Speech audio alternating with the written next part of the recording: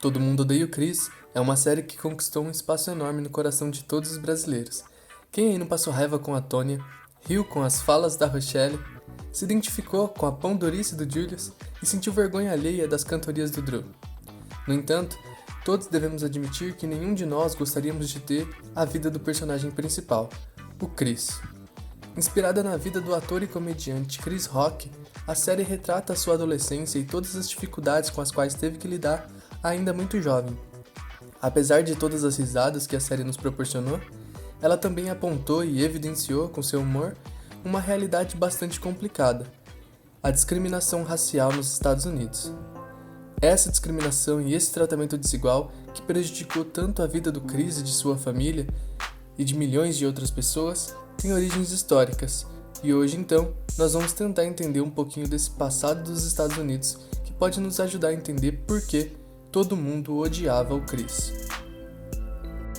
Salve galera, tudo bem? O meu nome é Gustavo e hoje então nós vamos tratar de um assunto bastante delicado, que é o assunto da segregação racial nos Estados Unidos.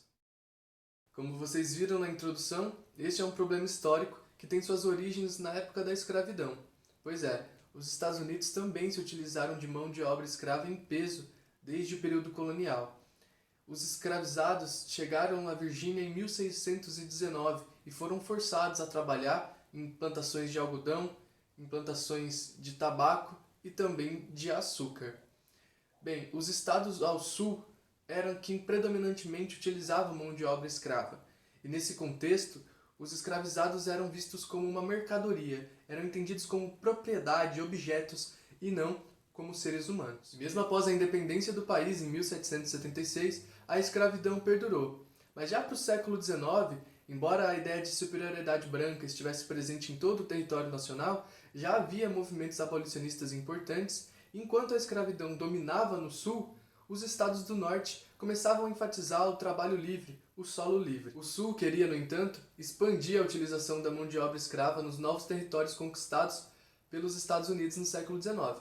Mas os estados do norte se colocavam contra. Essa e outras tensões, intensificadas após a eleição de um presidente visto como defensor do solo livre, o presidente Abraham Lincoln, geraram a chamada Guerra de Secessão, um conflito sangrento entre os estados do norte e do sul, com a busca desses últimos, os estados do sul, de se separar do país e manter a escravidão. Em 1865, no entanto, a Guerra Civil Americana, a Guerra de Secessão, acaba com a vitória dos nortistas e o fim da escravidão, com a 13ª emenda à Constituição. Aí pronto, acabou a discriminação racial, acabou a segregação dos negros e agora era só alegria. É claro que não, pessoal? Infelizmente, a guerra acabou com a escravidão no sul, mas isso não significou a incorporação dos negros como cidadãos efetivos. Acompanhe o que dizem os historiadores Luiz Estevão Fernandes e Marcos Vinícius Moraes. Por todo o sul, a sociedade começou a consolidar uma profunda segregação baseada em critérios raciais. À exceção do mundo do trabalho, em que brancos e negros conviviam, a sociedade sulista comportava dois mundos separados. Por meio de instrumentos legais e ilegais, as pessoas consideradas negras ficavam segregadas das brancas na maioria dos locais públicos, na maioria dos hotéis, restaurantes e estabelecimentos particulares. Bem, em resumo, pessoal, essa situação perdurou até o século XX. Os negros eram realmente separados do convívio com as pessoas brancas e, em alguns estados, as próprias leis garantiam isso. Um exemplo bem acabado disso são as leis de Jim Crow. Essas leis, elas determinavam a segregação de espaços públicos, de escolas públicas, de transportes públicos e até de bebedouros. Tudo era separado.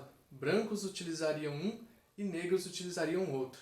E quem ousasse descumprir essas normas poderia ser preso, violentado ou até mesmo morto. E esse tipo de legislação teve início no fim do século XIX e perdurou até a década de 60. Imaginem só, eu fui até conferir, perguntei pra minha avó que ano que ela havia nascido, inclusive um beijo, vó, um beijo pras duas. E ela disse 1954, ou seja, quando minha avó já tinha 10 anos, ainda existia esse tipo de legislação em alguns estados americanos. E essas leis só vieram abaixo depois de muita luta dos negros, depois de muito sangue derramado. Notório nesse sentido foi o movimento pelos direitos civis, encabeçado pelas lideranças negras entre as décadas de 1950, 1960 especialmente, e até 1970. Nomes como Martin Luther King, Malcolm X ou Malcolm X, fale do jeito que achar melhor, e os Panteras Negras são emblemáticos justamente por levar a luta por direitos civis a lugares nunca antes alcançados. Martin Luther King mobilizou uma quantidade enorme de pessoas em passeatas e protestos não violentos nos Estados Unidos, a exemplo da famosa Marcha de Washington, que levou até a capital cerca de 200 mil manifestantes. Ele propôs ainda uma série de legislações em favor das pessoas mais carentes e introduziu a questão afirmativa dos negros na sociedade americana. Malcolm X, por sua vez, ajudou a impulsionar o chamado nacionalismo negro, argumentando em favor da autodefesa contra a violência racista, fazendo também a defesa da valorização das tradições afro-americanas, além, claro, de muitas outras pautas e lutas. E por fim, o Partido dos Panteras Negras recorreu à autodefesa armada contra policiais racistas, organizando uma importante militância e uma série de programas de assistência social à comunidade. E por esse ativismo político, Martin Luther King e Malcolm X foram assassinados já na década de 60. E os Panteras Negras foram também duramente reprimidos, com seus líderes sendo presos ou assassinados, sobretudo entre os anos de 1969 e 1971. Apesar disso, pessoal, os movimentos alcançaram aos poucos o objetivo de acabar com a segregação formal nos espaços públicos, embora, evidentemente, isso não tenha significado que toda a discriminação racial, a segregação, tenha sumido de uma hora para outra, né? Uma segregação que vem desde o período colonial. A série Todo Mundo Odeia o Chris, que retrata já a década de 80, consegue muito bem desenvolver isso. Várias são as cenas em que ficam demonstradas as diferenças de tratamento dispensadas às pessoas brancas e às pessoas negras. Eu era o único cara negro no ônibus e ninguém sentava do meu lado. Ninguém mesmo. Você não é dessa turma. Por que não? Você é negro, é um cara negro. Distrito. Alô? É pra informar o sumiço de 2 meninos. Tá bom, são brancos ou negros? Negros. Ligou errado. Toda essa história sangrenta e triste dos negros nos Estados Unidos resvalou, claro, na vida do nosso querido Chris. Infelizmente, ele e tantas outras milhões de pessoas tiveram sua vida prejudicada e ainda têm a sua vida prejudicada por conta desse passado.